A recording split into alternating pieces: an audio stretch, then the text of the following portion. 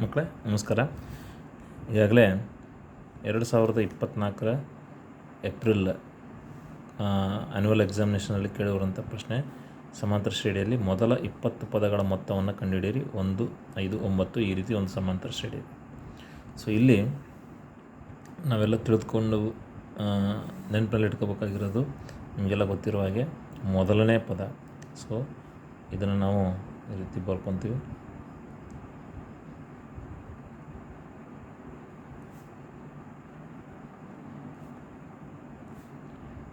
ಒಂದಾಗುತ್ತೆ. So ಹಾಗಾದರೆ ಸಾಮಾನ್ಯ ವ್ಯತ್ಯಾಸ ಡಿ = ಇದನ್ನೆಲ್ಲರೂ ನೆನಪಿನಲ್ಲಿ ಇಟ್ಕೋಬೇಕು. A2 - A1. ಸೊ ಇದೇನಾಗುತ್ತೆ, A2 ಅಂದರೆ 5 ಮೈನಸ್ A1 ಅಂದರೆ 1. ಸೊ ಫೈನಲಿ ಡಿನ ಬೆಲೆ ಸಾಮಾನ್ಯ ವ್ಯತ್ಯಾಸ ಇದು 4 ಆಗುತ್ತೆ. ಇದಾದ ನಂತರ ನಾವು ಎನ್ ಅಂತ ಹೇಳ್ತಾ ಇದ್ದೀವಿ, ಅಂದರೆ ಎಷ್ಟು ಪದಗಳವರೆಗೆ ಮೊತ್ತವನ್ನು ಕಂಡುಹಿಡಿಬೇಕು. ಸೊ 20 ಪದಗಳವರೆಗೆ ಮೊತ್ತ ಕಂಡುಹಿಡಿಬೇಕು. ಹಾಗಾಗಿ ಎನ್ ಅಂದರೆ ಎನ್ನ ಬೆಲೆ 20 ಆಗುತ್ತೆ. ಸೊ ಇಷ್ಟಾದಂದರೆ ನಾವೇನು ಮಾಡ್ಬೋದು, ನಿಮಗೆಲ್ಲ ಗೊತ್ತಿರೋ ಹಾಗೆ 20 ಪದಗಳ ಮೊತ್ತವನ್ನು ಸಮಾಂತರ ಶ್ರೇಣಿಯ 20 ಪದಗಳ ಅಥವಾ n ಪದಗಳ ಮೊತ್ತ ಕಂಡುಹಿಡಿಯುವ ಸೂತ್ರ ಏನಾಗಿದೆ, SN ಆಗಿದೆ. n ಅಂದರೆ 20 ಅಂತ ತದನಂತರ ಹಾಕ್ಕೋಬೋದು. ಸೊ SN = n/2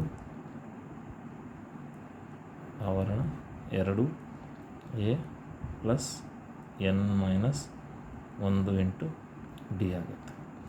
ಮಕ್ಕಳ ಎಲ್ಲರೂ ನೆನ್ಪಿಟ್ಕೋಬೇಕು, ಸೂತ್ರಗಳನ್ನು ಭಾಳ ಚೆನ್ನಾಗಿ ತಲೆಗಿಟ್ಕೋಬೇಕು.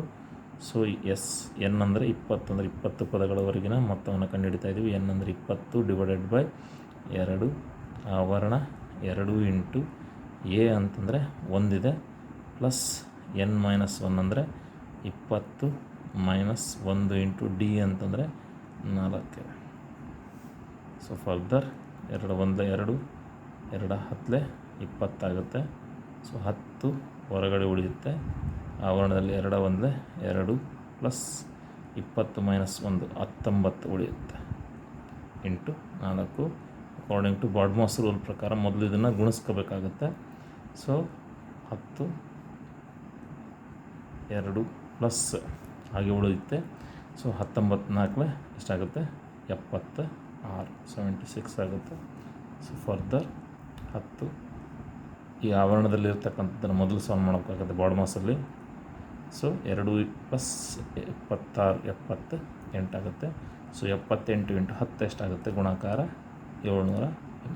ಸೊ ಅಂದರೆ 20 ಪದಗಳವರೆಗಿನ ಮೊತ್ತ ಎಷ್ಟಾಯಿತು, 780 ಆಯಿತು. ಸರಳವಾಗಿರ್ತಕ್ಕಂತಹ ಈ ರೀತಿ ಪ್ರಶ್ನೆಗಳು ನಿಮಗೆ ಕೇಳ್ತಾರೆ. ಇದು ಕಂಪಲ್ಸರಿಯಾಗಿ ಈಗ ಹೋದ ವರ್ಷ ಕೇಳಿರ್ತಕ್ಕಂಥ ಪ್ರಶ್ನೆ ಆಗಿರೋದ್ರಿಂದ ದಯವಿಟ್ಟು ಎಲ್ಲರೂ ಇದನ್ನು ಈ ರೀತಿ ಪ್ರಶ್ನೆಗಳನ್ನು ಎಲ್ಲರೂ ಪ್ರಾಕ್ಟೀಸ್ ಮಾಡಬೇಕು. ಧನ್ಯವಾದಗಳು.